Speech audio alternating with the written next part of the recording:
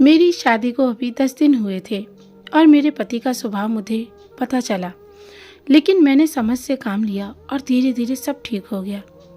मैं रानी, अभी अभी मेरी शादी हुई है, अच्छा घर है और अच्छा पति मिला है। राजीव नाम है उनका। उनके पिता के ये 2 भाई हैं। छोटे भाई की अभी पढ़ाई चल रही है। इनकी अच्छी एक दुकान है जिसे ये पापा जी और मम्मी जी भी संभालते हैं। शादी को अभी मेरे 10 दिन ही हुए हैं और मैं अपने आप को बहुत किस्मत मानती हूँ, क्योंकि मुझे बहुत प्यार करने वाला पति नसीब हुआ है। सास और ससुर तो पति से भी अच्छे हैं। अभी अभी शादी हुई तो ज़्यादातर घर पर ही रहते हैं। दुकान अभी पापा और मम्मी संभाल रहे हैं। शादी को भी 1 महीना हो गया था। इनका अभी भी दुकान पर जाना वैसे शुरू नहीं हुआ। कुछ देर के लिए जाते और फिर वापस आ जाते। सुबह पापा जी ही जल्दी उठकर दुकान खोलते और देर रात तक वही दुकान पर बैठते थे। मम्मी जी उनके लिए खाना ले जाया करती थी। ये दिन भर मेरे पीछे ही घूमते हैं। मैंने इन्हें बोला कि अच्छा नहीं लगता, अब आप रेगुलर दुकान पर जाना शुरू करिए, वरना पापा मम्मी कहेंगे कि मैंने आपको कंट्रोल कर रखा है। उन्होंने बोला, ऐसा कुछ नहीं होगा, वो सब बातें तुम मत सोचो। एक दिन हमारे कमरे की नल की टंकी खराब हो गई तो हमारे बाथरूम में पानी नहीं आ रहा था, तो मुझे नहाने के लिए हॉल के बाथरूम में जाना पड़ा। मेरे पति तब सो रहे थे। मैं बाथरूम में नहाने गई। कुछ ही सेकंड के बाद वो भी उठकर दरवाजे के बाहर आ गए और बाहर से ही मुझे आवाज़ देते हैं, रानी तुम अंदर हो?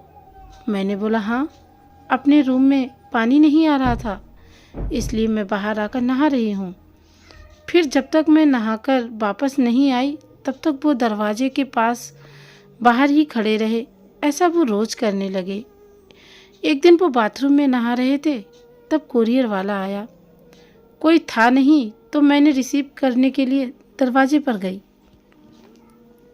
मैं अभी उससे बात कर ही रही थी कि ये बाथरूम से टॉवल में ही भागकर आए। आते ही मुझे ज़ोर से कहते हैं कि तुम अंदर जाओ। फिर उसके जाने के बाद किचन में आकर मुझसे कहते हैं कि इस तरह अनजान आदमी से बात करना सेफ नहीं है, तुम ध्यान रखा करो। फिर इसके बाद मैंने कई बातें देखी। जैसे जब हम बाहर जाते थे तब वो मुझे इधर उधर नहीं देखने देते थे। कहीं खाना खा रहे होते थे तो मेरी नज़रें कहाँ हैं, मैं किसे देख रही हूँ देखते थे।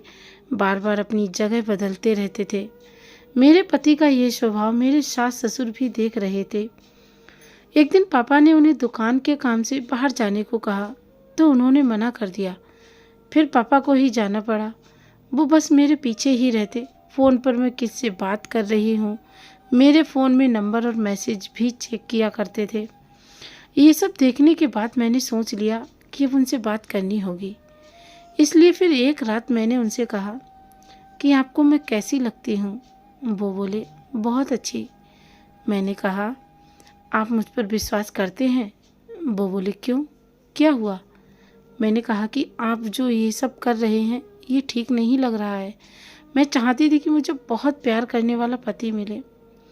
आप बिल्कुल वैसे ही हो जैसे मैंने सोचा था, लेकिन आप बहुत ज़्यादा पजेसिव हो।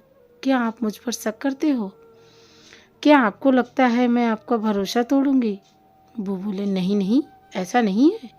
फिर मैंने कहा कि आपसे अच्छा पति मुझे नहीं मिल सकता, लेकिन आपको अपने पर थोड़ा नियंत्रण और मुझ पर विश्वास रखना होगा, वरना ये आगे चलकर हमारे लिए ही झगड़े और लड़ाई का कारण बनेगा।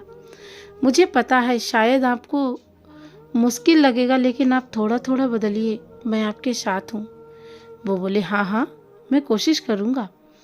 अगली सुबह मैंने उनको उठाया और कहा कि दुकान आप जाएंगे और खाने के पहले नहीं आएंगे, मैं घर में ही हूँ, चाहे तो आप फ़ोन कर लेना। वो जैसे तैसे मन मार कर गए, कभी रूठ कर तो कभी प्यार से। धीरे धीरे उनकी आदत में सुधरने की कोशिश कर रही हूँ। मैंने एक पत्नी ही अगर पति को नहीं समझेगी तो कौन समझेगा। बहुत हद तक मैंने उनका स्वभाव बदल दिया है। बात को बढ़ाना नहीं, बात को किस तरह से सुलझाया जाए ये सोचना चाहिए। हम दोनों में एक बात तय हुई कि हम एक दूसरे के मन में क्या चल रहा है हमेशा एक दूसरे को बताते रहेंगे। बात नहीं करना, अपनी बात मन में ही रखना ही किसी समस्या को जन्म देता है। आपको ये कहानी कैसी लगी? अगर आपको ये कहानी अच्छी लगी हो तो प्लीज़ लाइक कीजिए, कमेंट कीजिए और चैनल पर पहली बार आए हों तो चैनल को सब्सक्राइब कीजिए और ज़्यादा से ज़्यादा इस कहानी को शेयर कीजिए। धन्यवाद।